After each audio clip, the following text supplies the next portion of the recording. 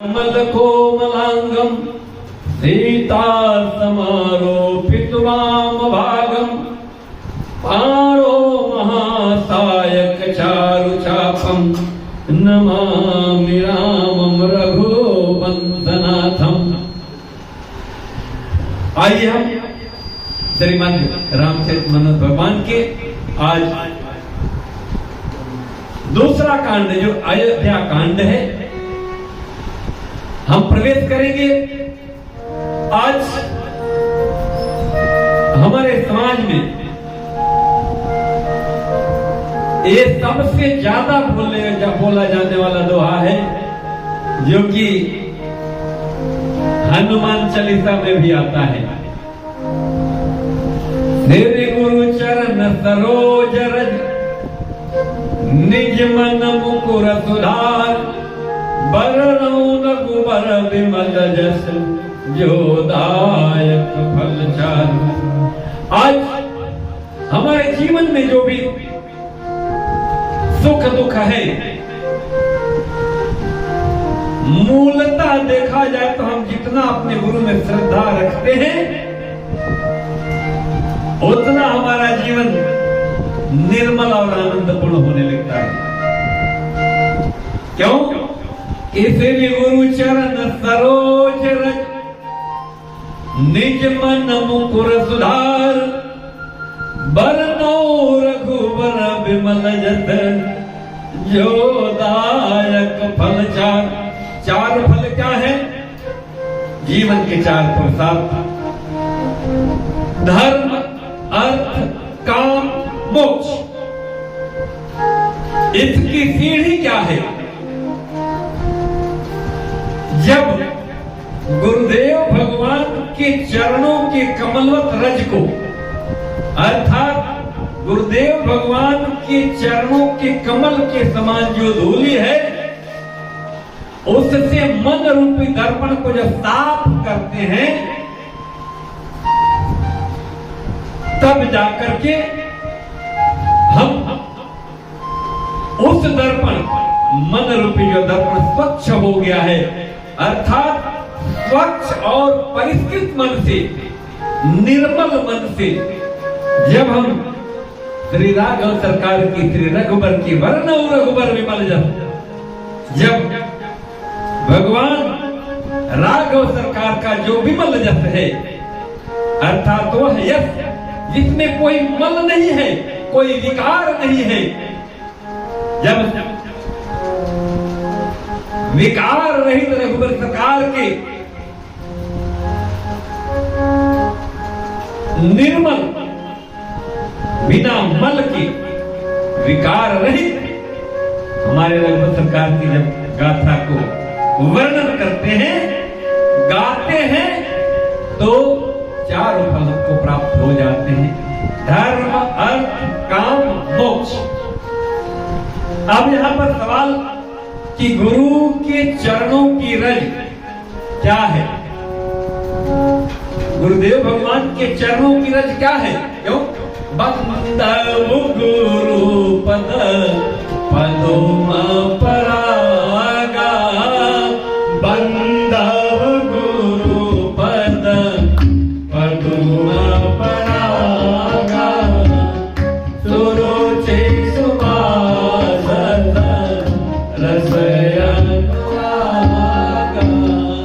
यहां पर विचार है बंदव गुरुपद भगवान गुरुदेव भगवान के चरणों के कमलवत जो रज है उनकी वंदना करना है। और यहां क्या है? गुरुदेव भगवान के चरण रज से मन रूपी दर्पण जो मैल मन रूपी दर्पण में कौन सा मैल है? काम क्रोध मद लोभ मोह मत्सर छल कपट प्रपंच पाखंड यह मल है जो मन पर है।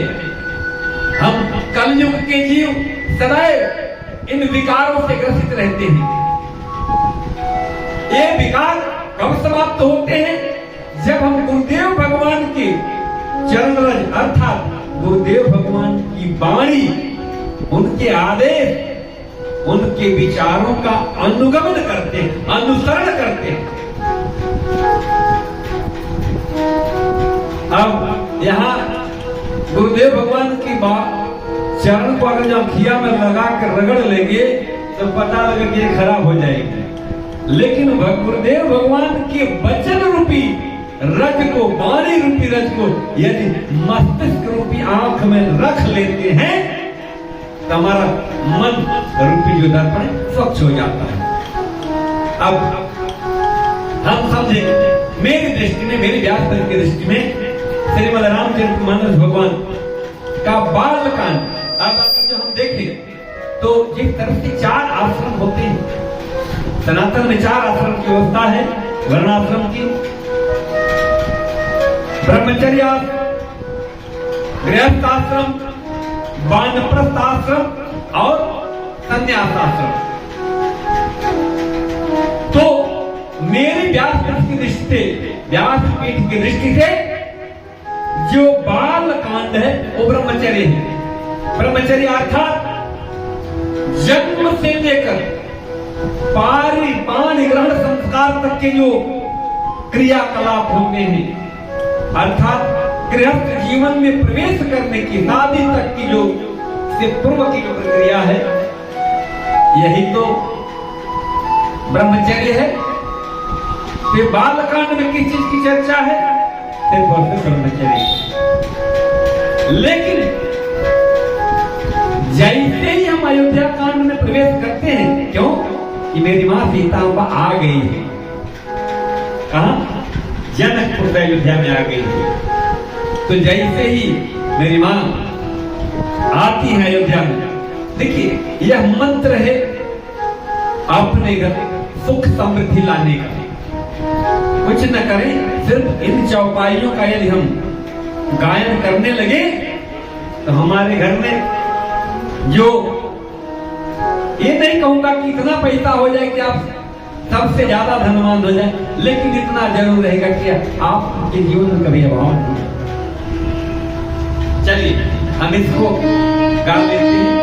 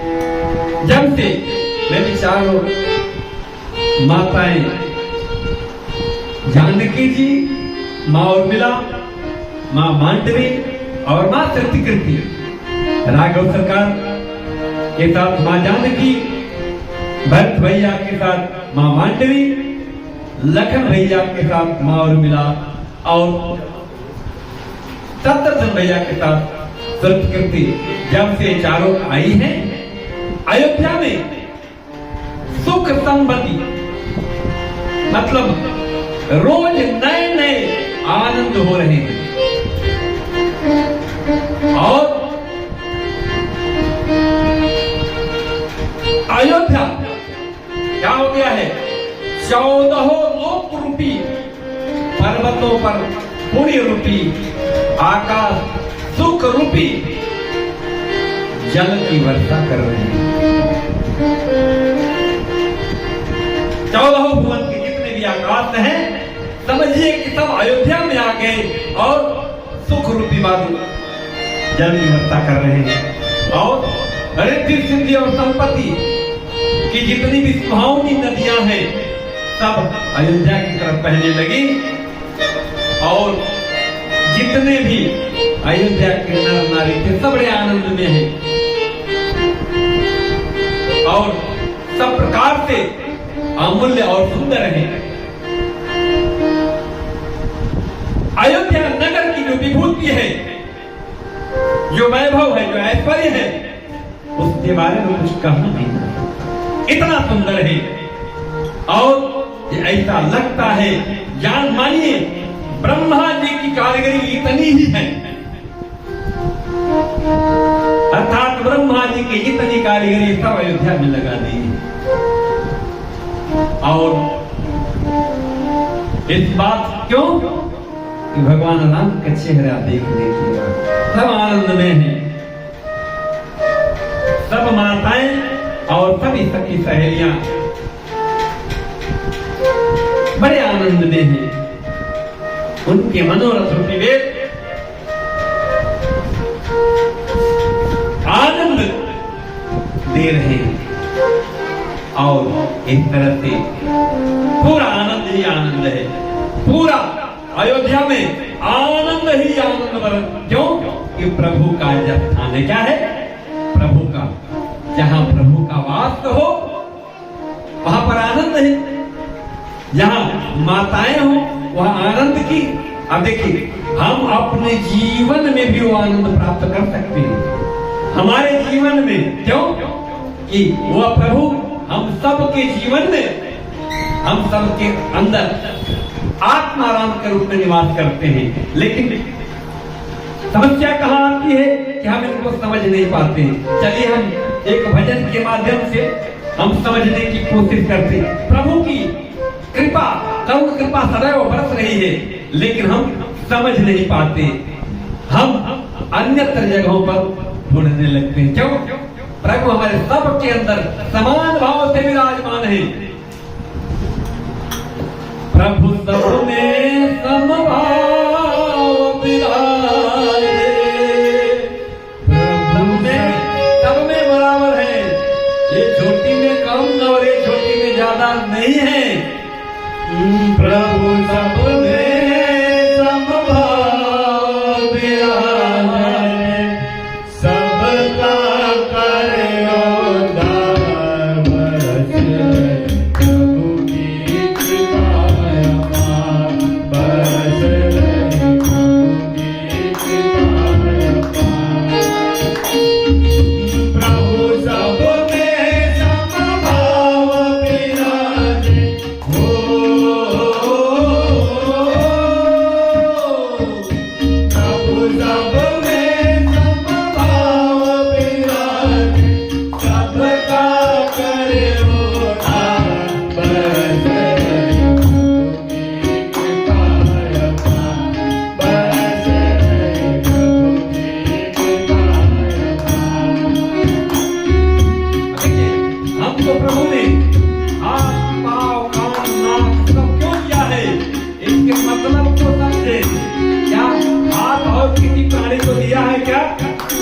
केवल बनमानुष जो हमारे जितने हैं उन्हीं को यह अवसर है। बंदर जो हमारे अविकसित श्रेणी के जीव हैं, कानून मिला है, समझे? एक दूसरे की निंदा और चुगली के लिए नहीं जो करते रहे। सत्संग सुनने को नैन मिले, दर्शन करने को कान मिले, सत्संग सुनने को नैन मिले, दर्शन करने को कान मिले, सेवा करके न हो। हाथ मिले सेवा करके न मानव जन्म सुधा बरस, प्रभु की कृपा अपार बरस रही, प्रभु की कृपा अपार। देखिए सेवा मिली है, हम चप चप चप चप करते रहते हैं, क्या करते रहते हैं हमको कुछ पता नहीं है, लेकिन क्या होना चाहिए? सदैव नाम जप, सदैव नाम जप होना चाहिए, सदैव भक्ति होनी चाहिए, सदैव भजन होना चाहिए। जीव मिले हरि नाम जपन को, बुद्धि मिली है श्रवण मनन को। जीव मिले हरि नाम जपन को, बुद्धि मिली है श्रवण मनन को। श्रवण मनन निधिध्यासन करके हो, श्रवण मनन निधिध्यासन करके हो जा से पार बरस रही, प्रभु की कृपा अपार बरस रही, प्रभु की कृपा अपार।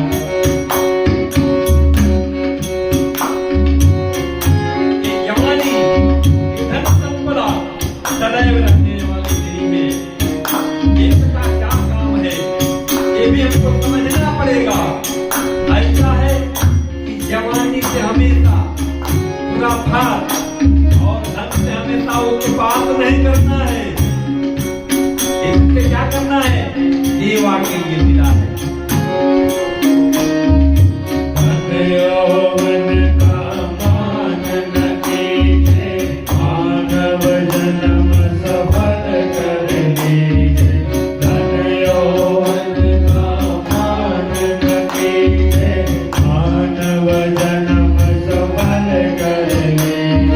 राम नाम का सुमिरन करके हो,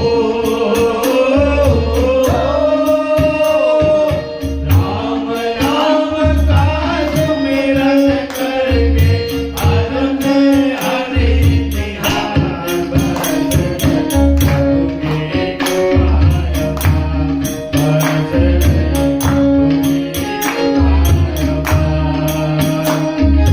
प्रभु सब में समभाव विराजे हो, प्रभु सब में समभाव विराजे, सबका करे उद्धार बरस रही, प्रभु की कृपा अपार बरस रही, प्रभु की कृपा अपार। जीवन का उद्देश्य क्या होना चाहिए? बिनु सत्संग विवेक न होई, राम कृपा बिनु सुलभ न सोई।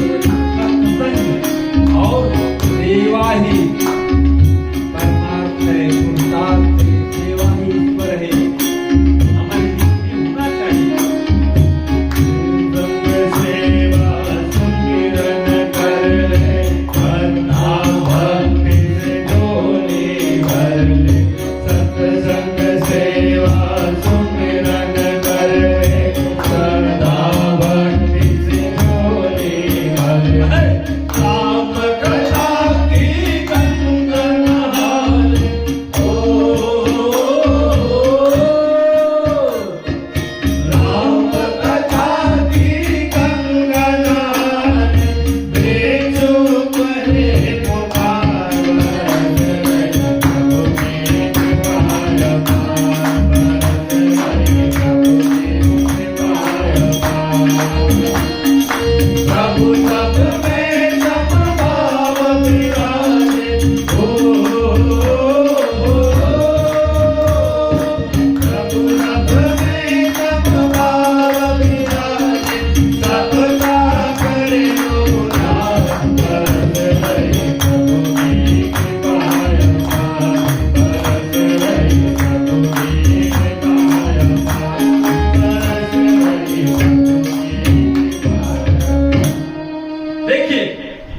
जिस तरह से अयोध्या में आनंद ही आनंद है, यदि हम इस वचन को केवल समझ लें कि हर में हरि का निवास अगर हम समझने लगे तो जीवन में सदैव हमारे पर प्रभु की कृपा बनती है, बरसती रहेगी। जिस तरह से अयोध्या में आनंद ही आनंद है, रिद्धि सिद्धि सब आई हुई है, ऐसे हमारे जीवन में भी होने लगेगा। अब एक तरह से यहाँ सब आनंद ही आनंद है। ये आनंद देख कर देखिए, जहां समाज में समझदार लोग होते हैं वो सदैव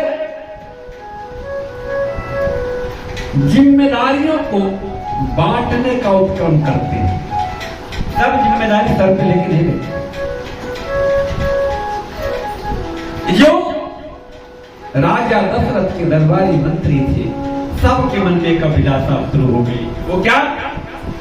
सबके उर अभिलाष कहीं मनाए महेश, आप छत जो राजपद राम ही देव नरेश। सबके मन में एक अभिलाषा है और इसके लिए भगवान शंकर से प्रार्थना भी करते हैं, हे राजा आप अपने जीते जी भगवान राम को यो राजपद दे दें। और कोई कह नहीं रहा है, सबके मन में भाव आ रहा है। लेकिन एक दिन हुआ क्या? एक समय सब सहित समाजा, राज सभा रघुराज विराजा, सकल सुकृति मूर्त नर नाहु, राम सुजस सुनि अति उछाहु। राज्यसभा में भगवान राम के गुणों का, उनके शील का वर्णन होने लगा और इस तरह से राजा को बड़ा आनंद आया, राजा दशरथ को बड़ा आनंद आया। और इस तरह से उनके मन में राम के प्रति जो अति प्रेम था।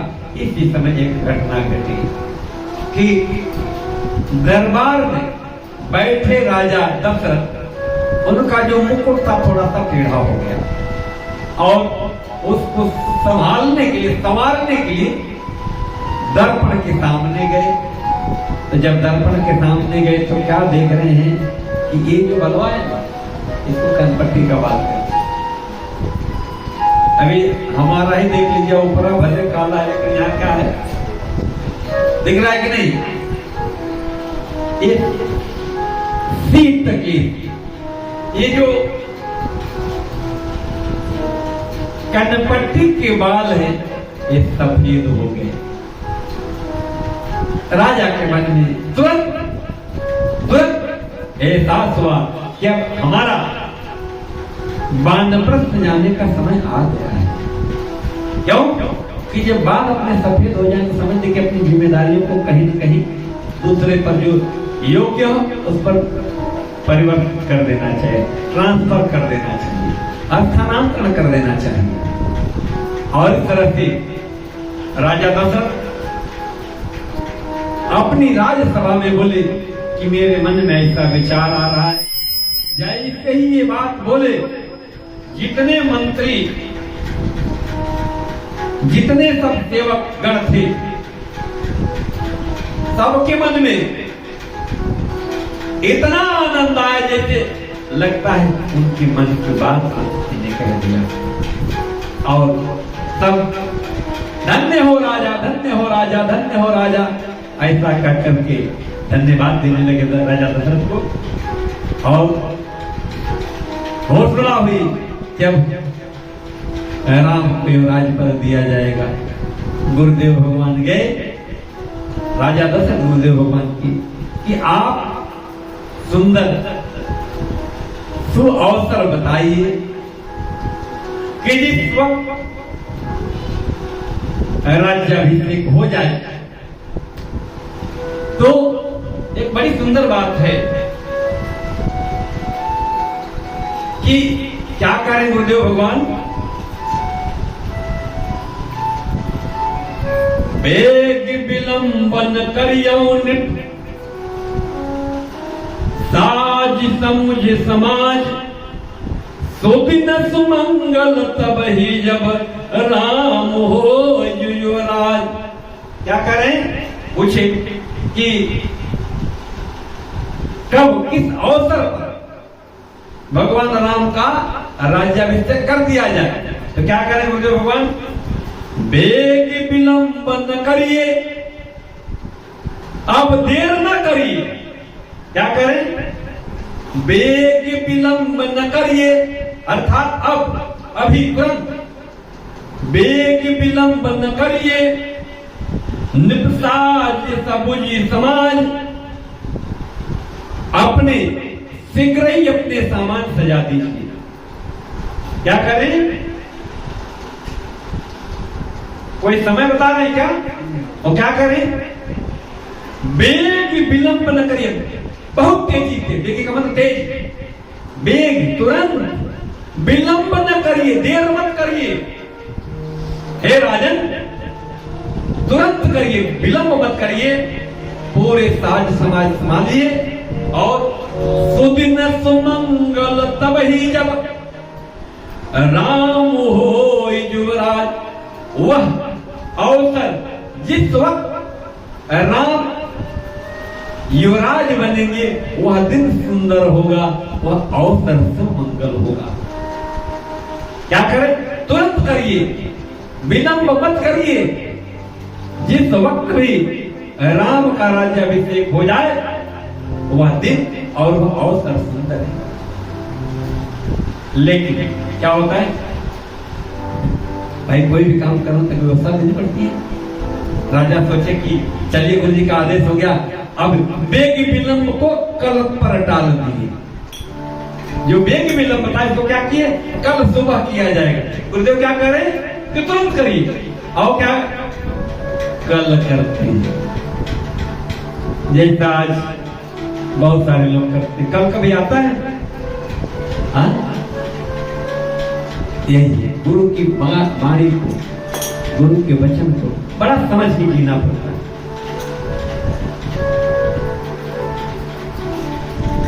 अब इस तरह से गुरुदेव भगवान ने कहा, राजा ने कहा कि हे गुरुदेव, आप जाइए, राम को समझाइए कि उनको कैसे रहना है। एक युवराज होने के पहले क्या क्या विधि विधान होता है उनको समझाइए। और जैसे ही ये बात कही राजा दशरथ ने, गुरुदेव भगवान गए हैं और राम को बोले कि कल तुमको युवराज होना है। अच्छा, ये समझने वाली बात है, हम 4 भाई हों और सबकी संपदा हमको ही मिले तो हमको अच्छा लगेगा कि बुरा लगेगा?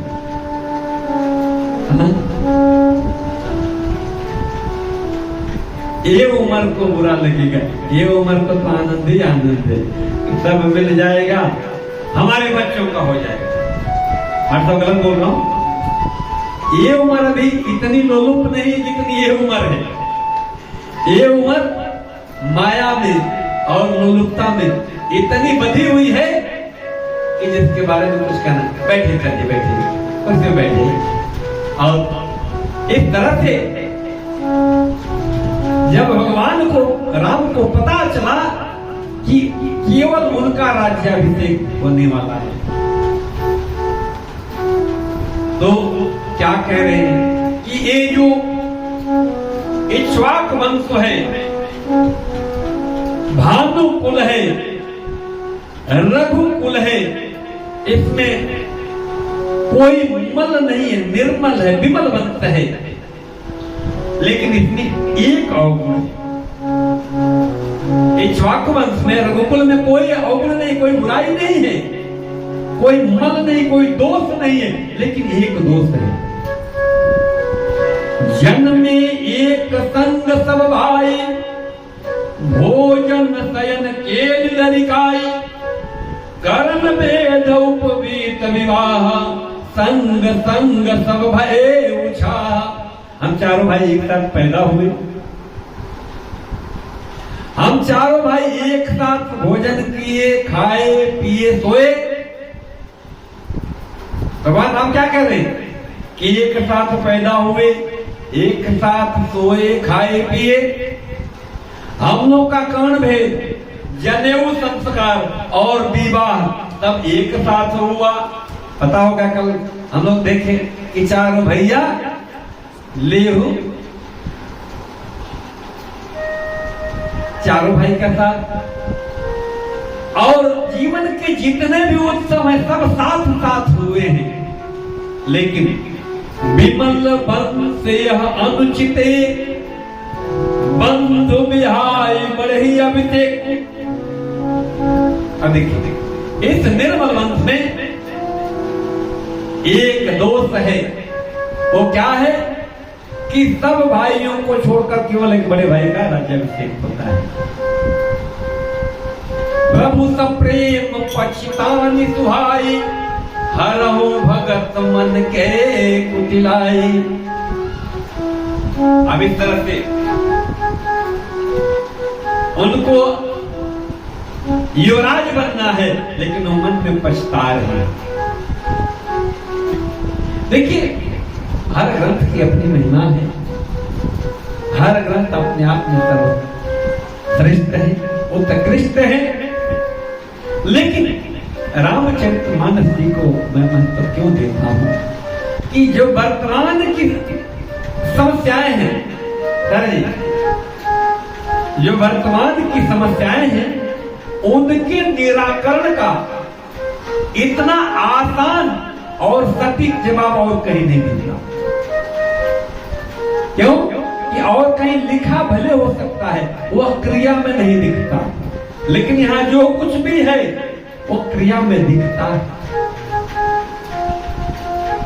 अब इस तरह तैयारी होने लगी। इसी समय भैया लखन आए और सब आनंद में है। जैसे ही राज्य में पता चला कल राज्याभिषेक, सब आनंद में, और जगह जगह घर सजाए जाने लगे, डगर डगर सजाए जाने लगी।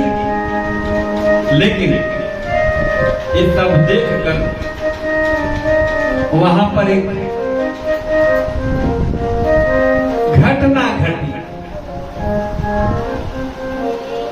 जैसे ही यह समाचार देवलोक में पहुंचा, देवता लोग के मन में फिर से डर आ गया। अरे प्रभु तो गए हैं हमारे कल्याण के लिए, विप्रधेनु सुर संतहित लिंग मनुज अवतार। हम लोग के कल्याण के लिए गए और एक तो राजा बन जाएंगे, तो फिर अयोध्या में रह जाए, कहां निकलेंगे। अब एक तरह से देवता लोग मां सरस्वती के पास गए। मां सरस्वती सुन करके बड़ा क्रोधित हुई, बड़ा कड़वा बोली है कि आप देवता लोग किसी का भला नहीं देख सकते। लेकिन देवताओं ने पुनः आग्रह किया और मां सरस्वती विवश होकर चली है तो अयोध्या में घूमने लगी। कहीं कोई दिखा नहीं। ध्यान रखिए, जहां सत्संग हो, जहां प्रभु का वास हो, वहां मलिनता निवास नहीं करती, नहीं उत्पन्न होती है। जहां प्रभु का वास हो, प्रभु का जन्म हो, वहां मलिनता वास नहीं, उत्पन्न नहीं हो। हाँ, कई और से उत्पन्न होके यहां रह सकती है। अब मां सरस्वती लगी अयोध्या में घूमने कि किसके मन में बैठो, कहां जाऊं कि देवताओं का हित सधे। घूमते घूमते उनको अयोध्या का कोई जन नहीं मिला। फिर नाम मंथरा मंदमत चेरी कई के अजत पेटारी ताहि कर गई गिरा मति फेर। जो दहेज में आई थी, तो क्या माता पिता बेटे की सदिया में बहुत दहेज चाहते हैं। जो दहेज में आता है उत्पातें करता है। देखिए आजकल रील का जमाना है, इंस्टाग्राम पे, फेसबुक पे, यूट्यूब पे लोग रील ही देखते हैं आजकल।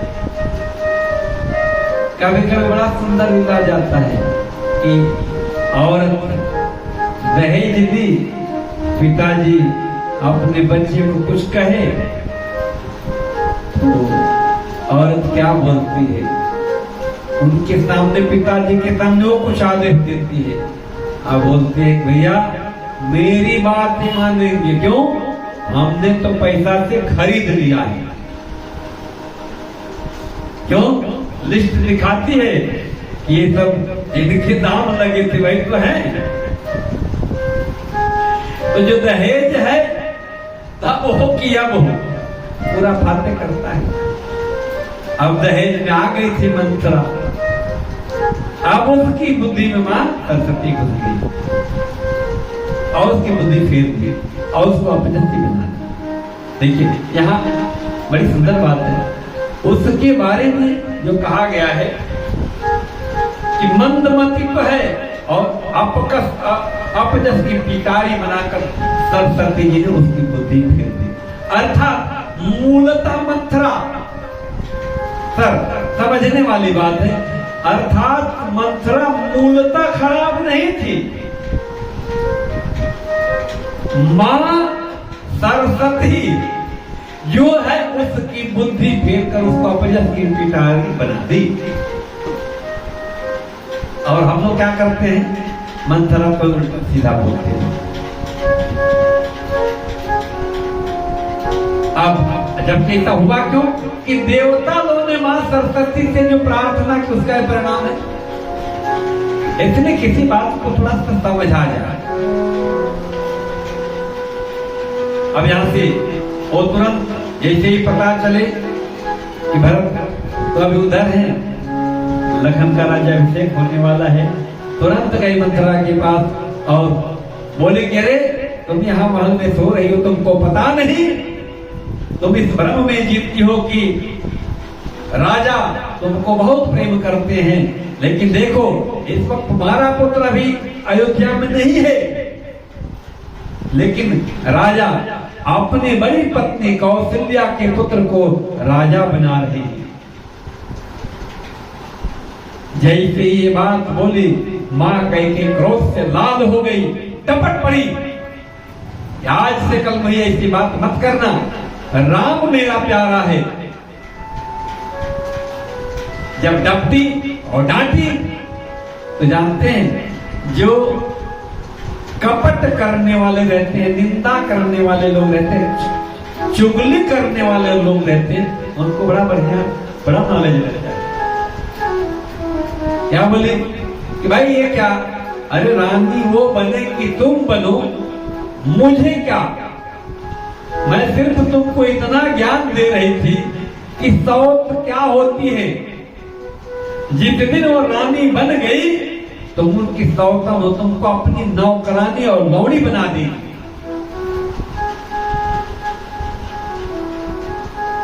जैसे ही ये बात कही मां सर कैकेयी बोली क्या बोला तुमने, सौतर आज तक हमने नहीं सुना।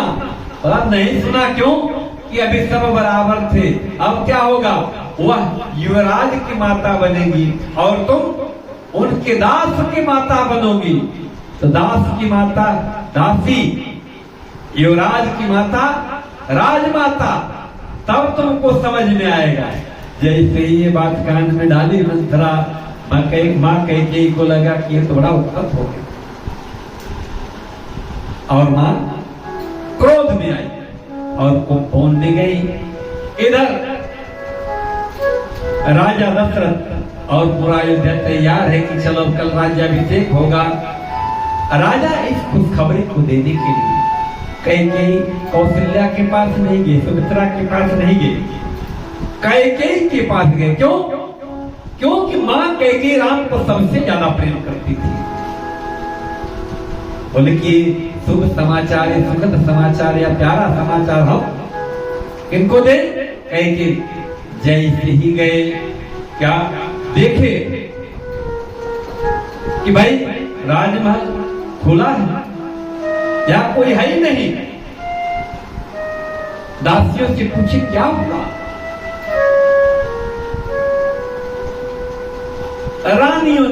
दासियों ने बताया, सांझ समय सानंद गए कैकेयी गेव, गवन निठुरता निकट किय जन धरि देह स्नेह। राजा बड़े आनंद के साथ शाम को यह खुशखबरी देने गए, लेकिन दासियों ने कहा रानी तो कोप भवन में चली गई है।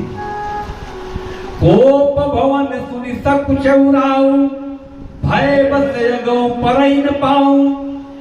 सुरपति बसई बाह बल जाके, नरपति सकल रहे सुरता के।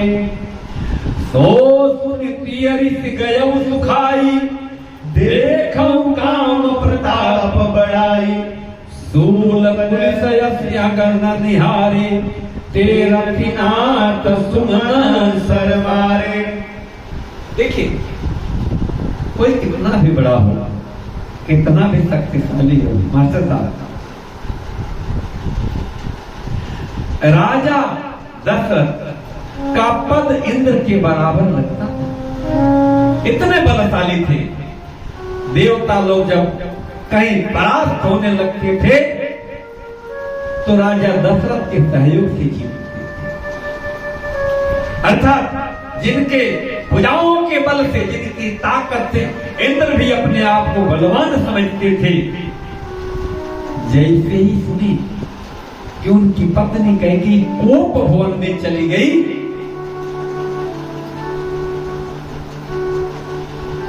उनके पैर डर के मारे आगे नहीं बढ़ रहे, क्योंकि जो इंद्र को भी बल देते हैं उनका बल सूख गया।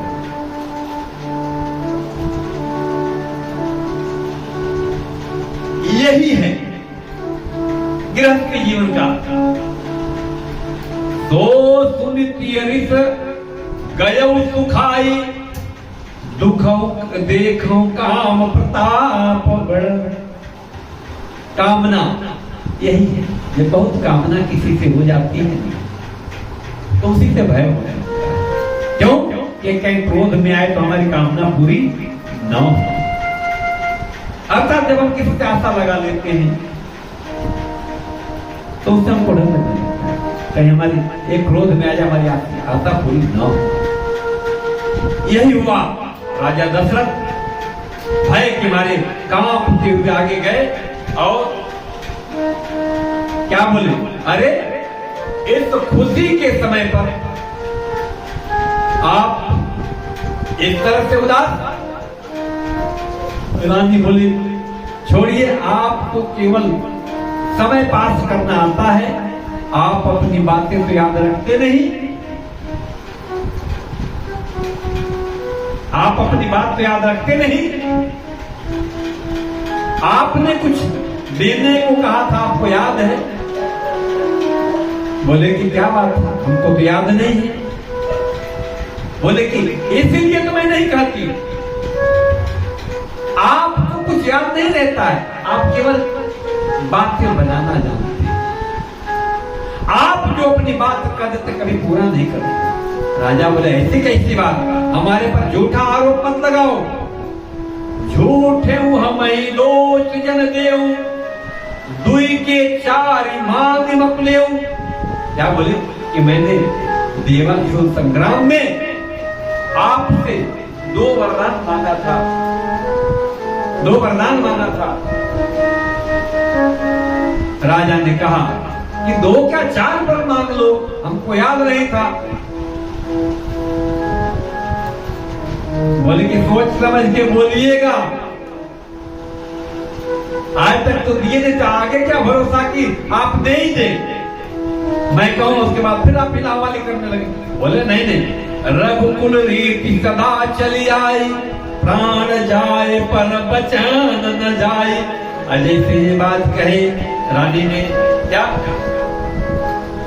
दो वरदान था, वो माना कैसे। सुनहु भान प्रिय बावजी जी का, देहु एक बार भरतई टीका, मानहु दूसर भर कर जोरी, पुरौनाथ मनोरथ मोरी। तापस वेश विशेष उदासी, 14 बारिश राम वनवासी। सुनि मृदु बचन भूप ये सोगु, सभी कर छुअत विकल जिम जोगु। चकवा पक्षी जो होता है, जब चंद्रमा की किरणें पड़ती तो तड़प जाता है, तड़पने लगता है, बेचैन हो जाता है, विकल हो जाता है। उसी तरह से जो वरमान की पहला क्या बोले कि भरत को, जो मेरे पुत्र ने भरत को टीका दे दिया राजा। बोले क्या बात है, मेरी आंखों के 2 तारे, भरत राजा बने या राम, कोई फर्क नहीं पड़ता। अच्छा दूसरा वर मांगी, जैसे दूसरा वर मांगी, क्या मांगी। तापस वेश विशेष उदासी, 14 बारिश राम वनवासी। विशेष तपस्वी वेश में उदासीन भाव से। अब देखिए ये उदासीन भाव का मतलब क्या होता है कि जीवन में कोई हर्ष का समय न हो। क्यों? आगे आप हम देखेंगे कि जैसे ही पहुंचे हैं कहां, श्रृंगवेरपुर में, क्या कह रहे हैं उनके मित्र निषाद राय, आइए हमारे यहां हमारा सिंहासन ग्रहण करिए। प्रभु ने कहा नहीं, मैं 14 वर्ष तक किसी नगर में प्रवेश भी नहीं करूंगा। अभी तरह से जैसे ही ये वर मांगी, राजा को लगा कि ये मजाक कर रहे। रानी क्या मजाक कर रही हैं आप तो राम को सबसे ज्यादा मानती थी, ऐसा कैसे आप कर सकते।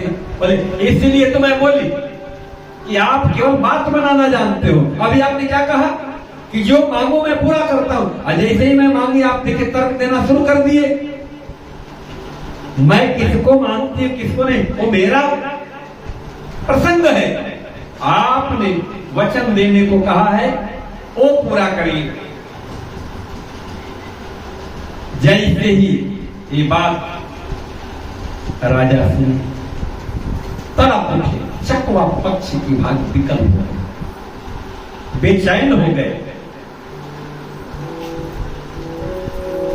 बोले रानी ये क्या कर रही हैं आप? आपको पता है आपने क्या कहा? आप मेरा प्राण लेने पर तुली हो। बोले कि मुझे पता था कि जब मैं आपसे मांगूंगी दोनों बात हिसाब करोगे। नहीं देना है तो मत दो, ना कह दो। ये तर्क मत हमको बताओ। इस तरह से राजा बहुभाग समझाने की कोशिश करते हैं, लेकिन बात नहीं मानती है। क्या कह रहे राजा?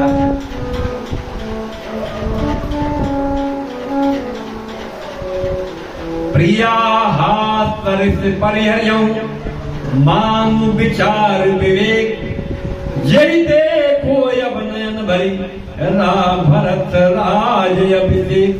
आप कुछ ऐसा मांगिए कि जिससे मैं भरत का राज्य देने वाला हूं। आप कुछ ऐसा मांगिए जिससे मैं भरत का राज्य अभिषेक देख सकूं।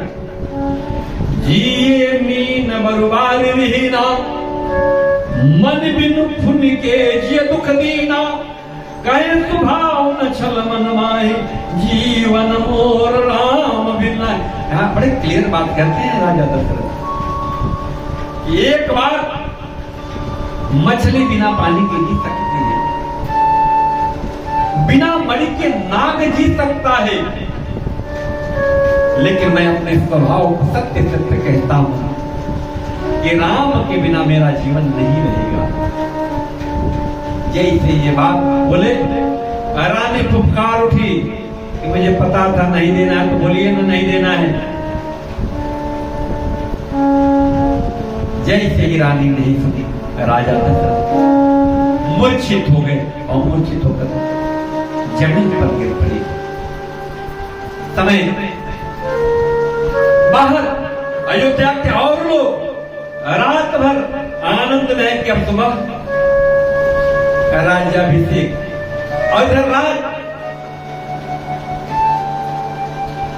देने वाले राजा दशरथ मूर्छित पड़े हुए। अपने पति के मूर्छित पड़ने पर भी रानी के मन में कोई प्रेम, कोई विताद नहीं है। अब एक तरह से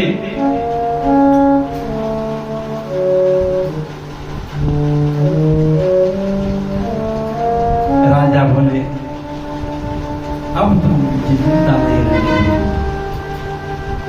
इधर रात बीती, सुबह सब लोग तैयारी में, देख रहे हैं कि राजा दशरथ का महल खुला ही नहीं। जाकर के अंदर देखते तो राजा दशरथ नहीं। सेवकों से पूछे कहां गए, बोले कि रात को मां कहते कि महल में गए, तभी से लौटे नहीं। सब लोगों ने मंत्री सुमंत को बोला कि आप जाइए पता करिए। जैसे ही सुमंत जाते हैं, देखते हैं इनका दिल घबरा उठता है कि ये क्या हुआ। बोले क्या हुआ, कह के पुकार कर नागिन जैसा बोले कि इनसे ही पूछ लीजिए क्यों ऐसे हुए हैं। इनसे मात्र 2 वर देने को कहे थे, मैंने मांग लिया, आज ये देना नहीं चाहते। क्यों? इनको राम में बहुत प्रीति और किसी में प्रीति नहीं। अब आप ही समझाइए, नहीं देना हो तो मत दें। काका सुमंत की बात सुने उनको भी बड़ा चोट लगा।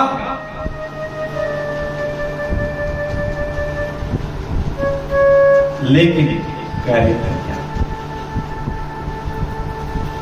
कुछ कर नहीं पाए। रानी बोली, ये इनसे कुछ नहीं होने वाला है,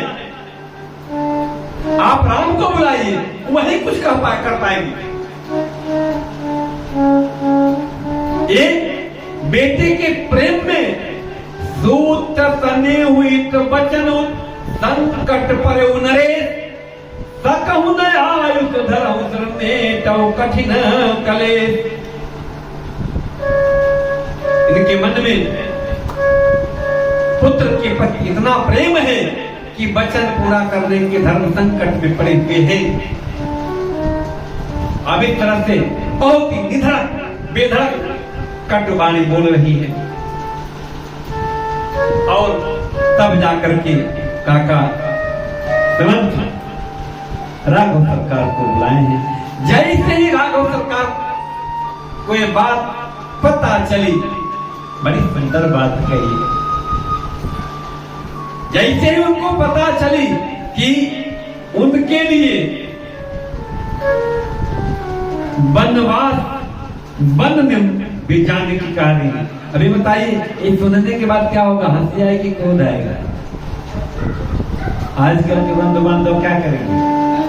लेकिन जैसे ही ये बात मन मुस्काई भानु कुल भानु, राम सहज आनंद विधानु, बोले बचन विगत सब दूषण, मृदु मंजुल जनुभाग विभूषण। मेरे राघव सरकार बड़े प्रेम से मुस्कुराते हुए क्या कह रहे हैं, गाना चाहे तो गा सकते। सोनु जननी सोई, सुनो जननी सोई, सुत बड़ भागे। सुनो जननी सोई, सुत बड़ भागे। जो पितु मातु बचन अनुरागी, जो पितु मातु बचन अनुरागी। तनय मातु पितु दोष निहारा, तनय मातु पितु दोष निहारा। दुर्लभ जननी सकल संसारा, भरत प्राण प्रिय एवहि राजो। भरत प्राण प्रिय पावहि राजो। विधि सब विधि मोहि परमुख राजो। विधि सब विधि मोहि सन्मुख राजो। जो नम जाऊँ ऐसे उखाड़ा, जो नम जाऊँ ऐसे उखाड़ा। प्रथम गणो मोहि पूर्ण समाजा, प्रथम गण मोहि पूर्ण समाजा। क्या कह रहे हैं मेरे राघव सरकार? देखिए कि मेरा प्यारा भरत, हे मां, वह पुत्र बड़भागी होता है जो माता पिता के वचनों में प्रेम करता हो। यहां पर माता पिता के चरणों में प्रेम भले कर ले, माता पिता के वचनों में प्रेम नहीं करते। आज देखिए, पाव भले पढ़ लेंगे लेकिन बतिया नहीं मानेंगे। इधर उधर मत देखो। क्या? सुन जननी सोई सुत बड़ भागी, जो पितु मातु बचन अनुरागी। ऐ मां, वह पुत्र बड़भागी होता है जिसको माता पिता के वचनों में प्रेम हो, और वह पुत्र ही, वह पुत्र जो माता पिता को संतोष दे सके। हे मां, ऐसा पुत्र संसार में दुर्लभ होता है, जो अपने कर्म से, अपने विवेक से माता पिता को संतोष। और हे मां, आपकी वजह से मेरे जीवन में अवसर आ रहा है। भरत ही प्राण प्रिय पाओ, मेरा प्राण प्रिय भरत राजा बने, तो मैं कहूंगा कि भगवान ब्रह्मा हर तरह से मुझ पर अनुकूल है। और यदि ऐसे में भारत के राज्य के लिए यदि मैं अयोध्या से बाहर नहीं जाता हूं, तो यह समझिए कि मूर्खों की श्रेणी में मेरा प्रथम स्थान है। अभी तरफ से मेरे रघुवर सरकार तैयार होते हैं, और ये बात सुन करके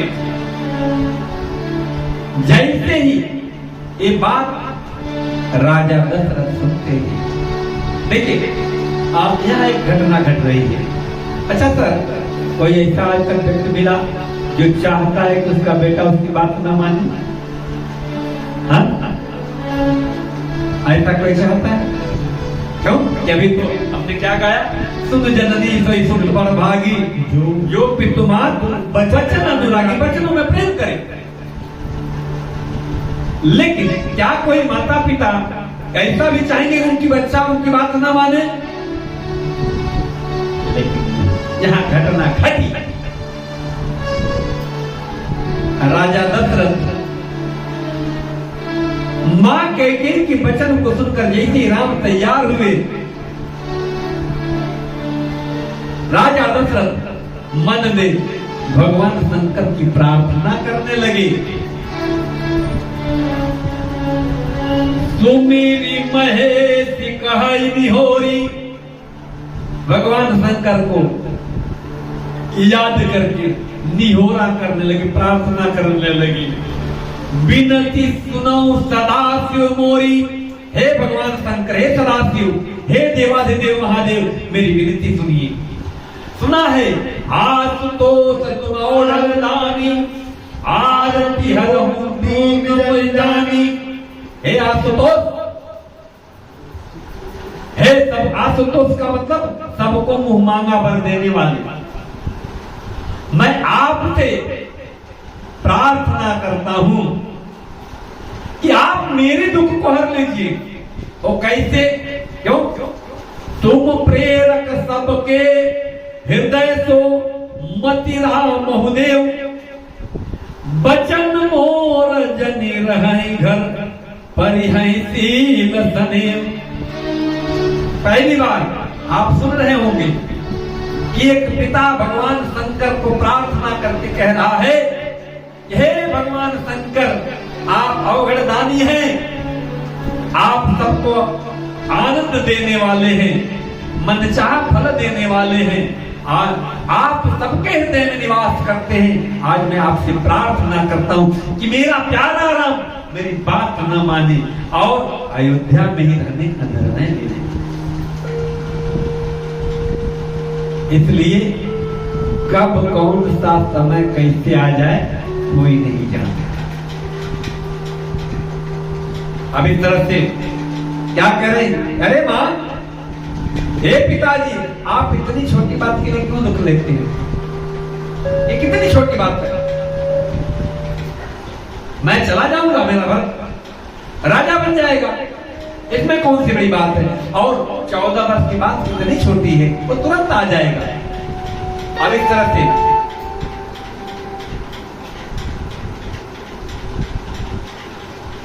जैसे ही ये बात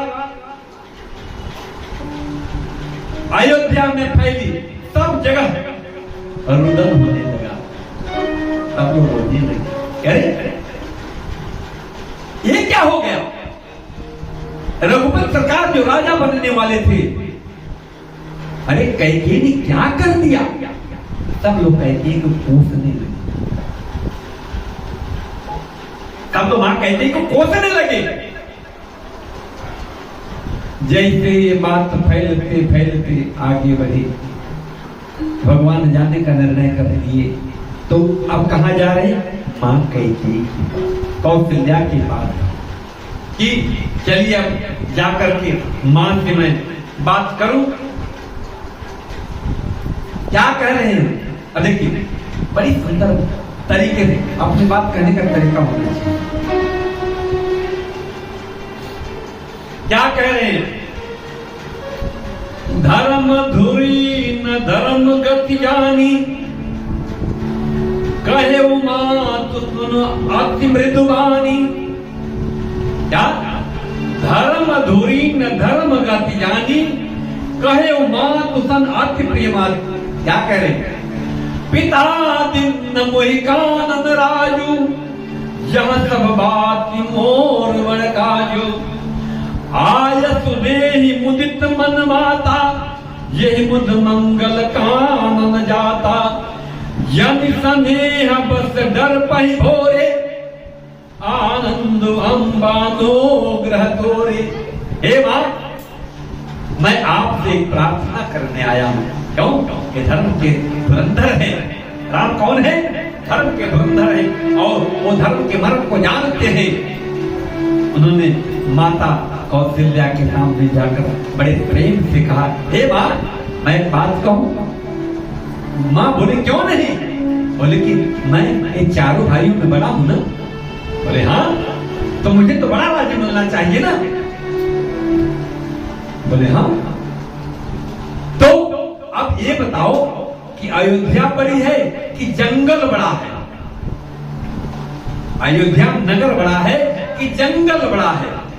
तो मतलब आज भी बहुत कुछ हो गया, लेकिन आज भी नगर ज्यादा है कि जंगल ज्यादा है? जंगल आज भी ज्यादा है। तो अयोध्या की क्या? अयोध्या की क्या? अयोध्या तो छोटा ही नगर है। तो क्या कहे, मैं बड़ा पुत्र हूं, इसलिए मेरे पिताजी ने मुझे बड़ा राज्य दिया, कानन राज्य दिया, जंगल का राज दिया, बड़ा छोटा को छोटा राज दिया। जैसे ही मां सुनी, मां तड़प उठी, विकल हो गई। प्रभु आगे क्या कह रहे हैं? हे मां, प्रेम के बस, स्नेह के बस, आप ऐसा न हो कि मुझे आदेश न दे, आप खुशी खुशी मुझे आदेश दे, जिससे जंगल में भी मेरा मंगल हो। और 14 वर्ष, ये कौन सी बड़ी बात है? बरस 4 दस विपिन बस, कर पितु वचन प्रमाण, आज पाए पुन देखियो मन जन करसी पयान। 14 वर्ष का समय कितना छोटा है। अरे मैं अभी गया और तुरंत आया। 14 वर्ष को क्या, मैं अभी गया तुरंत आया। 14 वर्ष का और आकर कितना आपके चरणों में बढ़कर आपकी सेवा करूंगा। अब जैसे ही ये बात कही,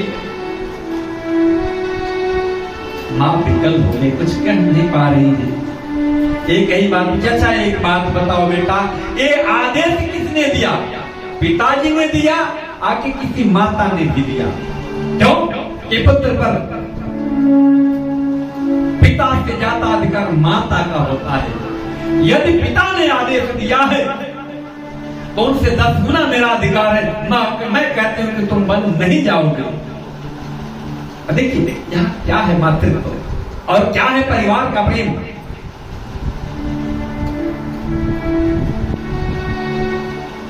जो केवल पितु आय सुताता, तो जन जाओ जाने बड़ी माता।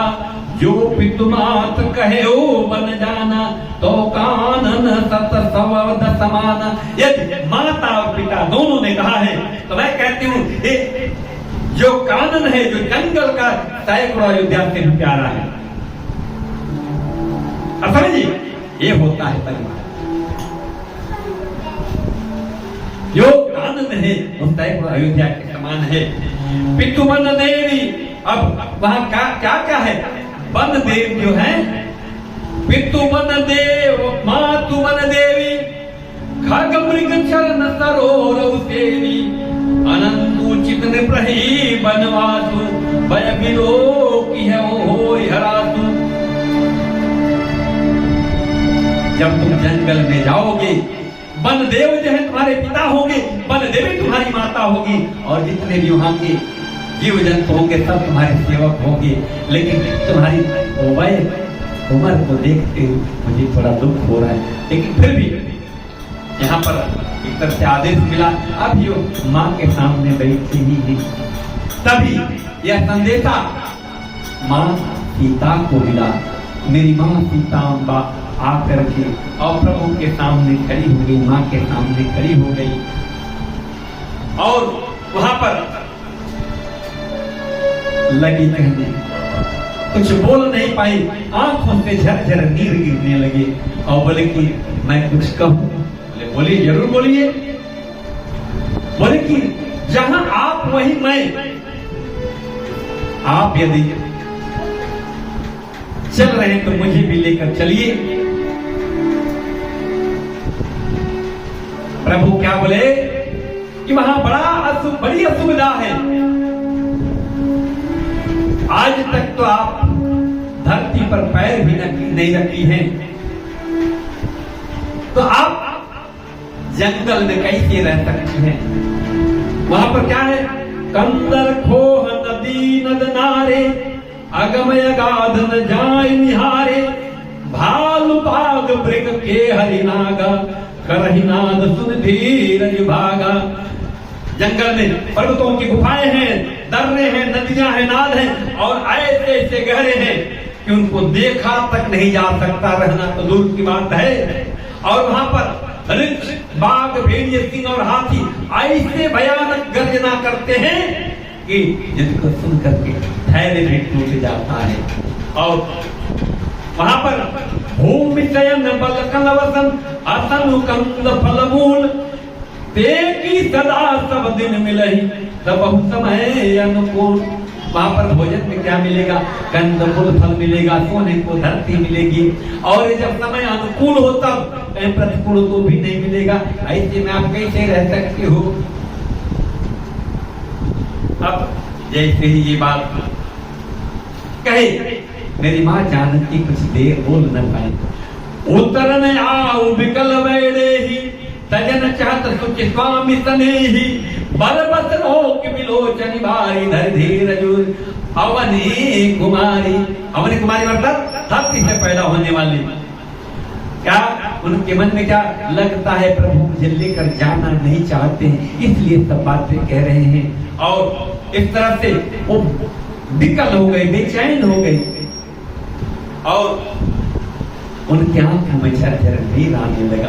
लेकिन मजबूती से रोकने का प्रयास कर रहे हैं, आंख से पानी रोक नहीं रहा है। और अपने पैरों की तरफ माँ के साथ के पांव छूकर प्रणाम करके बोली, लागी सासु पग कह कर जोरी क्षमहि देवी बड़ी अभिनय मोरी तिन्हि प्राणपति मोहि सिख दे यही बिनोर परमहित होई। मैं पुनि समुझ दीख मन माय पिय बिनोग सम दुख जुग माही। हे माँ, आप तो माँ हैं, आप मुझे समझाइए पति के वियोग से बड़ा दुख क्या होता है।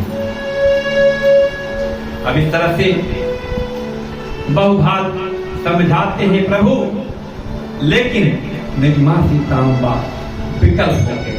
उनकी विकलता को देखकर प्रभु उनको मध्य गाने का आदेश देते हैं। ये बात लखन भैया को मिली। लखन भैया भी जब सुने तो वह भी आए। क्या करें? फिर समझने वाली बात है हमारे युवान भाई बहनों को। क्या करें मेरे रघुवर सरकार?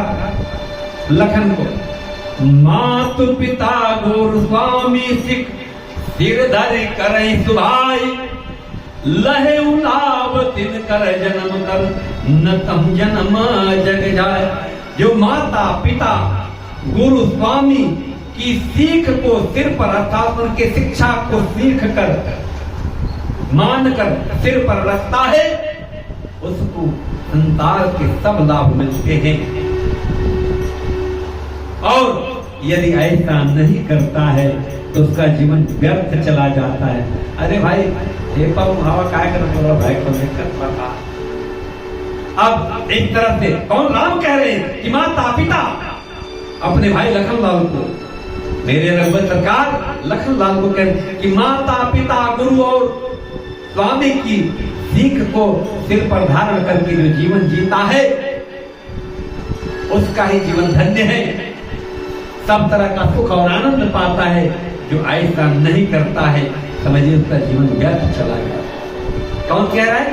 मेरे रघुवर सरकार लखन भाई। लेकिन लखन भैया भी तड़प पड़े, बोले नहीं आप बताइए, मैंने तो आज तक आपके अलावा किसी को जाना नहीं। मेरे पिता आप हैं, मेरे माता एक सर्वेश्वर आप हैं, मैं किसी को नहीं जानता। भगवान विकल हो, उनकी विकलता को देखकर बोले ठीक है तो आप जाइए, पहले मां सुमित्रा से आदेश लीजिए। अब देखिए यहाँ समझने वाली बात है, मां सुमित्रा के शब्दों को समझना है। 74 नंबर दोहा के आगे बड़ी सुंदर बात कह रही है। मां सुमित्रा क्या कह रही है?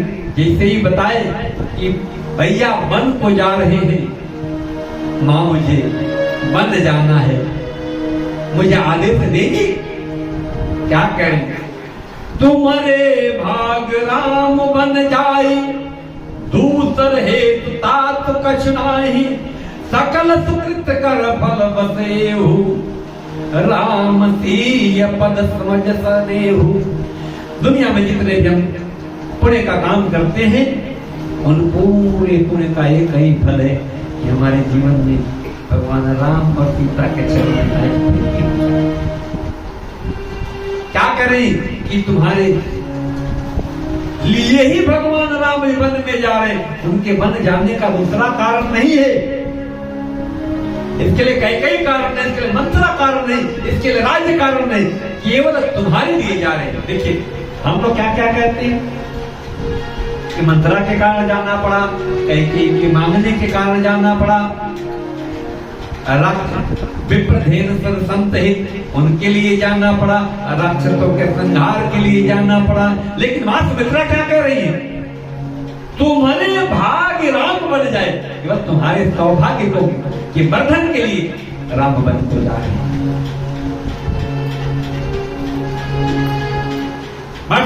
ये बात अलग है और हम सोचते कुछ अलग है कि नहीं।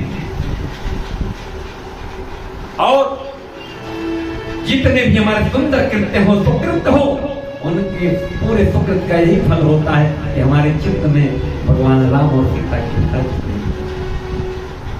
इस तरह से तीनों भैया, दोनों लखन और सीता, लखन भैया और माँ सीता आ जाते हैं और हम पुनः आते हैं राजा के पास। और राजा बहुभात समझाते कि मत जाओ मत जाओ, नहीं माने। तो उनको पता है कि राम धर है, वो बात को नहीं मानेगा। तो काका समंत्र से जाके मंत्री समंत्र जाओ, 2-4 दिन उनको घुमा लेना और 2-4 दिन के बाद जंगल घुमा के पुनः वापस लेके आ जाना। शायद राम न आए तो कम से कम सीता को लेकर के आ जाना। यदि सीता को भी नहीं लेकर आए तो समझ लेना कि मेरा प्राण न बचेगा। इस तरह से सब चारों भाई, दोनों भैया और माँ सीता तैयार हो। जैसे ये समाचार अयोध्या में फैलता है, पूरी अयोध्या नगरी के साथ जाने को तैयार हो गई। अब काका सुमंत रथ तैयार करके माँ सीताम्बा और लक्ष्मण भैया राघव सरकार को लेकर चलते, पूरी अयोध्या के पीछे चल देती है। अब प्रथम दिन समाप्त हुआ। संध्या काल में तमसा नदी के किनारे विश्राम होता है। और उसके बाद जब देखे कि ये मानने वाले नहीं है, प्रभु ने काका सुमंत को आग्रह किया सुबह सुबह जल्दी उठ करके कि आप उठिए, अभी लोग सोए हैं, मैं आपके रथ पर सवार होता हूँ और आपको रथ इस तरह से चलाना है कि रथ की कोई लीक न बने, कोई निशान न बने। अब इस तरह से सुबह सुबह प्रभु पूरे नगरवासियों को सोते हुए छोड़ करके चल देते हैं। और कहाँ चलते हैं? श्रृंगवीर। जैसे श्रृंगवीर को पहुंचते हैं, यह उनके मित्र है। देखिए यहाँ एक चीज समझने की बात है, जब कोई दुख हो तो कहाँ जाना चाहिए? मित्र के पास। यह प्रभु ने करके दिखाया है। नहीं तो उनके मामा, जितने भी मामा लोग सब जगह बहुत बड़े बड़े जंगल कहीं भी जा सकते थे, लेकिन मित्र के पास गए और जैसे ही समाचार मिला आए हैं और मेरे प्रभु को अभिवादन करके प्रणाम करके कहते हैं कि आज 14 साल आप श्रृंगवेरपुर का राजा बनिए, ये मेरा सौभाग्य होगा कि मैं आपकी सेवा करूं। प्रभु ने कहा मैं तो 14 वर्ष तक नगर में प्रवेश नहीं कर सकता। और इस तरह से रात्रि शयन कर रहे हैं। रात्रि शयन में ये बड़ी सुंदर बात है, जैसे ही माँ प्रभु ने देखा, कौन? गुहराज ने आनंद। देखिए मित्र को बड़ी पीड़ा होती है, मित्र कष्ट में होता है। देखा कि मेरी माँ और मेरे रघुवर सरकार कुश के आसन पर शयन कर रहे हैं और उनके रक्षा लखन भैया खड़े हैं। जैसे उनको कुछ पर सोते देखा, बड़ी पीड़ा हुई गुरुराज। उन्होंने क्या कहा? कैकेयी नंदिनी मंदमत कठिन कुटिल पनुकिन्ह, यही रघुनंदन जान कही सुख अवसर दुख दिन। यह आनंद का क्षण है। इस वक्त मेरी रघुवर सरकार को, मेरी माँ सीता को महलों में आनंद में रहना चाहिए, लेकिन कैकेयी नंदिनी अर्थात राजा कैकेयी की पुत्री कैकेयी मंदमती है, खोटी बुद्धि है, छोटी बुद्धि की है, जिसने इतना कुटिलता किया कि जब मेरे प्रभु को आनंद में रहना चाहिए उसने इनको दुख दे दिया। जैसे ये बात लखन भैया सुने, देखिए यहाँ पर 2-3-4 चौपाइयां हैं, इसको लक्ष्मण गीता कहते हैं। इसका सार एक ही चौपाई में कहूं, बोले लखन मधुर मृदुबानी, देखिए सुने क्या करें, बोले लखन मधुर मृदुबानी, ज्ञान विराग भगति रससानी, काहुन को सुख दुख कर दाता, निज कर्म कृत भोग सब भ्राता। मेरे कर्म ही मुझे दुख देते, जीवन में जितने भी दुख हैं, मेरे जीवन में भी जो दुख आया चाहे आने वाला है, चाहे आके गया, वो मेरे कर्मों का परिणाम है। इस जगत में कोई किसी को सुख और दुख नहीं है। और इसके साथ ही ज्ञान वैराग्य और भक्ति का उपदेश देते हैं। और इस तरह से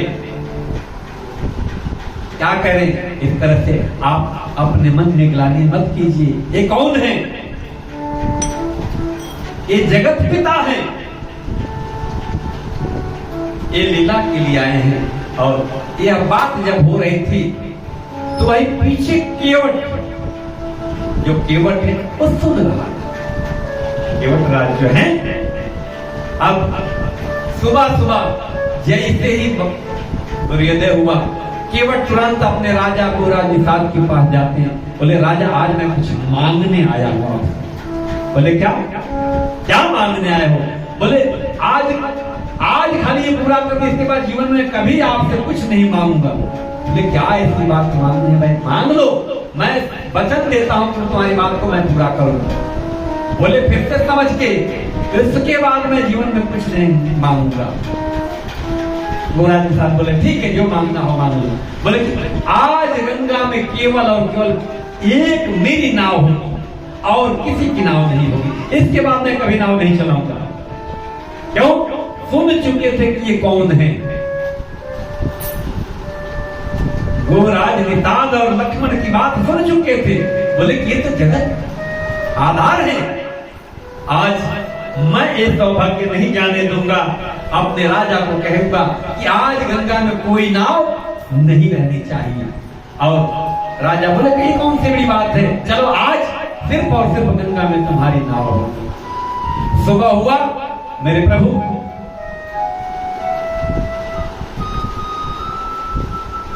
दूध से, वृक्ष के दूध से अपनी जटाओं और मौर बनाते हैं, कौपिन वस्त्र धारण करते हैं। तेरे प्रभु की समस्या को लेकर, इच्छा को लेकर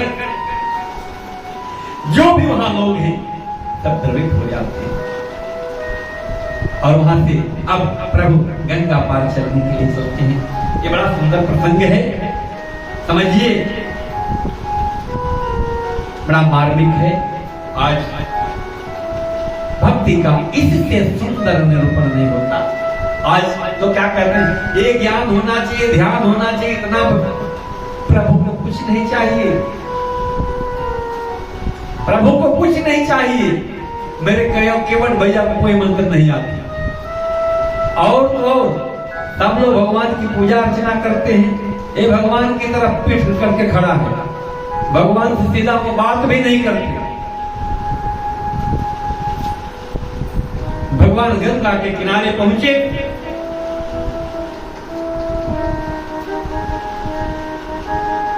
यहीं पर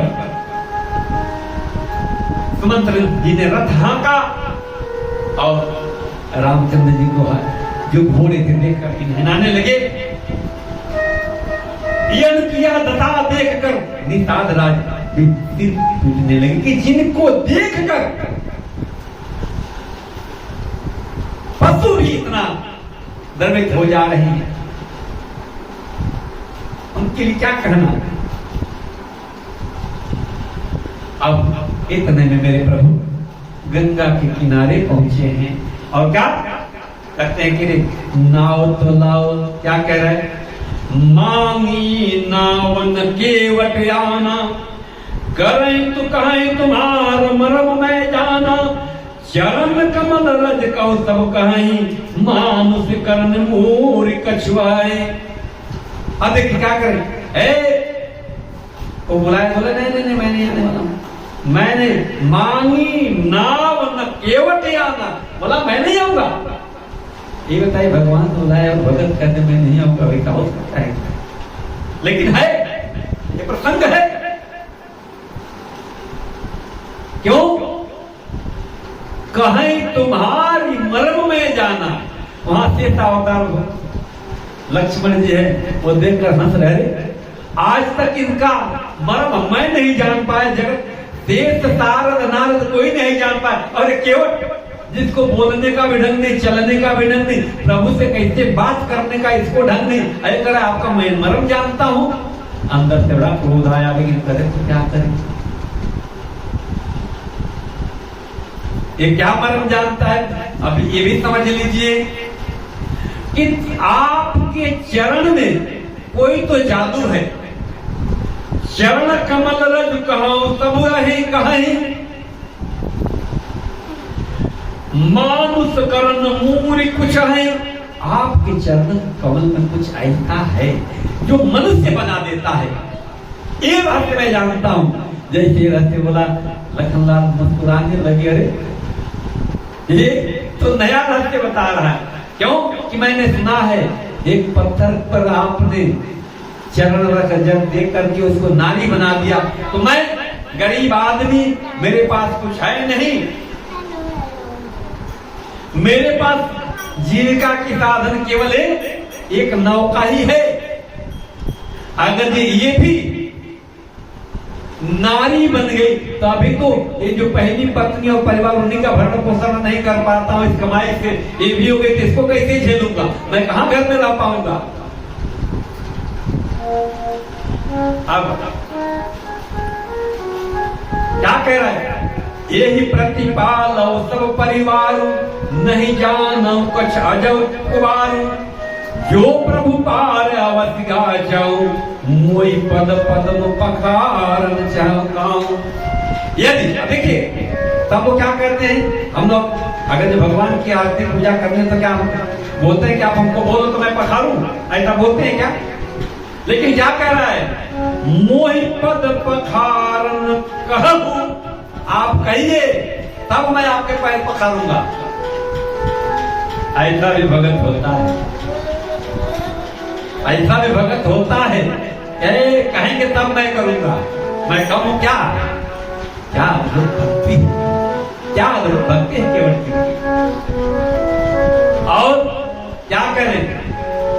पद कमल धोई चढ़ाई, नावन नाथ तराई चहो, मोहि राम राउरियान, दशरथ सपत सब साची कहो, बरु तीर मारऊ लखन पै, जब लग्न पाय पखारियऊ, तब लग्न तुलसीदास नाथ, कृपाल पार उतारियऊ। क्या कह रहा है? जब तक मैं आपके चरण कमलों को पखार नहीं लेता, तब तक मैं अपनी नौका पर नहीं, और मुझे उतराई भी नहीं चाहिए। ये भी कह रहा है, हे राम, हे राम, मैं दशरथ की शपथ खाकर कहता हूं कि मुझे पता है कि आपके छोटे भाई लखन बड़े गुस्सैल हैं। ये हो सकता मुझे तीर भी मार दे, फिर भी मैं राजा दशरथ की शपथ खा के कहता हूं कि जब तक मैं पैर पखार न लूं, तब तक मैं आपको उतार लेकर जाऊंगा नहीं। अभी बताइए, हमारे पिताजी का कोई गैर शपथ खाए तो क्रोध आएगा कि खुशी होगी? अब वहीं पर लखनलाल के सामने केवट राजा दशरथ की शपथ, इनके बाप की कसम, इसका मतलब ही बना तारे बाप के कसम। अरे कोई बात नहीं भाई, लेकिन ये बोलता है प्रेम, लखन को भी धमका रहा है, ये जान से मार दे। क्या कह रहा है? बरु तीर मारो लखन पे, जब लग्न पाए पखारी। ये भले भी तीर मार दे, मुझे कोई फर्क नहीं पड़ने वाला है। अब जैसे ही ये बात भगवान के कानों में पड़ी, सुन के वट के बैन प्रेम लपेटे अटपटे, बिहते करुणा नायन चितई जानकीन। जैसे ही उस उल्टी सीधी बात भगवान राम सुने, भगवान मां जानकी और लखन की तरफ देखकर मुस्कुराने लगे। क्यों? प्रभु को पुराने जन्म की बात याद आ गई। जब कच्छप अवतार में कछुआ था सागर, क्षीर सागर में प्रभु के चरण कमल स्पर्श करना चाहता था। एक जब प्रभु के चरणों के करीब आए, ऊपर से क्या शेषनाग पवन उपकार के भगा दे। जब उनसे बचे तो मां जानकी जो लक्ष्मी थी भगा दी। इस तरह से प्रभु को याद आया कि उस समय तो आप लोग भगा देते, जब देखिए इस वक्त आप कुछ नहीं कर सकते, इसीलिए हंसने लगे प्रभु। और केवल क्या कह रहा है कि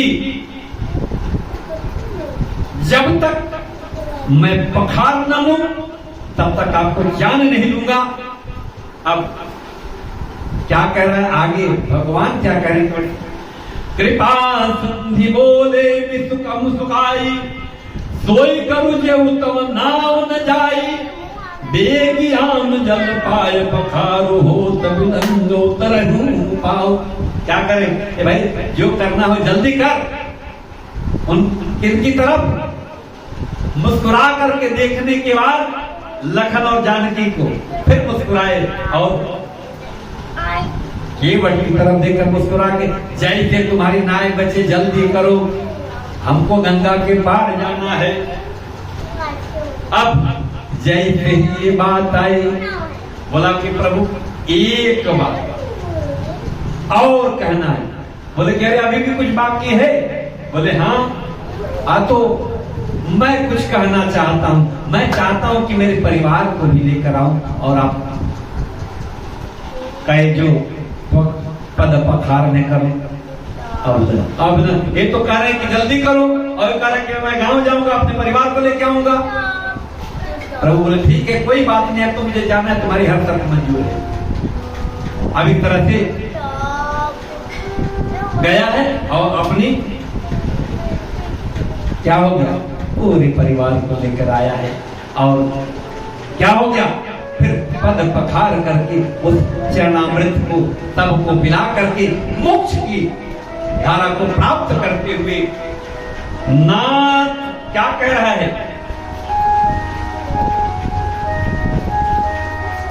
जैसे ही पखार करके उतारने को लेकर उतारा है।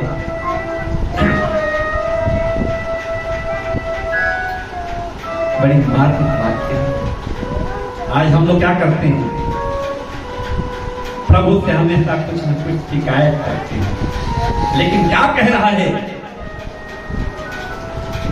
केवल, मुझे तूने मालिक, क्या कह रहा है, मुझे तूने मालिक बहुत कुछ दिया है,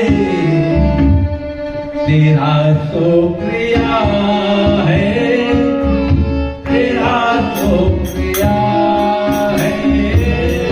मुझे तूने मालिक बहुत कुछ दिया है, तेरा शुक्रिया है, तेरा शुक्रिया है। मुझे तूने मालिक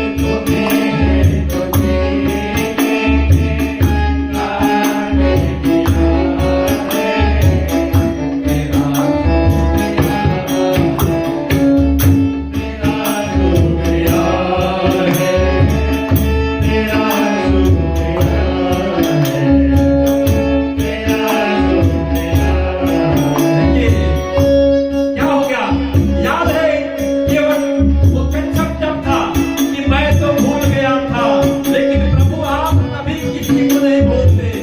आपकी मोहब्बत इतनी असीम है कि जिसके बारे में कुछ नहीं कहा जा सकता। क्या कह रहे हैं? तेरा भूल जाना, तेरा नाम भुलाना, मेरा भूल जाना, तेरा नाम भुलाना, मेरा भूल जाना, तेरा नाम भुलाना, मेरा भूल जाना, तेरा नाम भुलाना,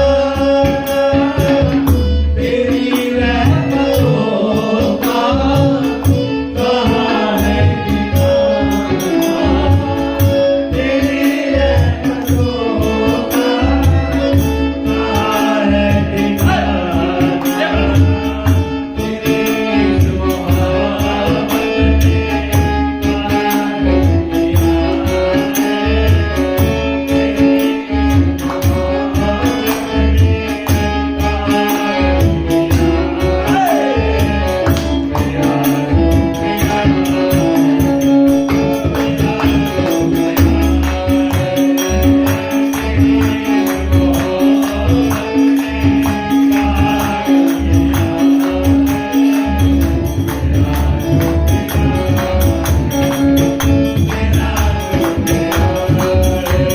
किया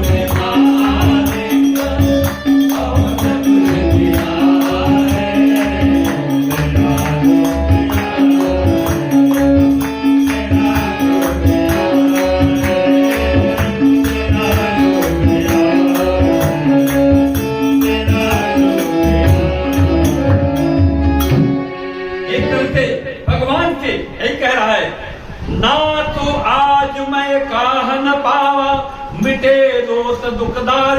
अब यही पर है, अपन नाथ कछु, क्या करे, अपन नाथ कछु चाहिए ओरे, दीन दयाल अनुग्रह तोरे। आपकी ये जो अनुग्रह, अब मुझे कुछ नहीं चाहिए। और इस तरह से आगे बढ़ा है। मेरी माँ सीता अम्बा प्रभु की अवस्था को लेकर के मैं नहीं दे पाया, और इस तरह से अपनी मुद्रिका निकालती है और यह रोने लगता है। और इसके बाद प्रभु यहाँ से आगे कहाँ निकलते हैं? ऋषि आश्रम भरद्वाज पर नगर नगर घूमते हुए ऋषि भारद्वाज के आश्रम प्रयागराज पहुंचते हैं। और इस तरह से आज कथा को हमें विश्राम देते हुए चलिए आरती करते हैं।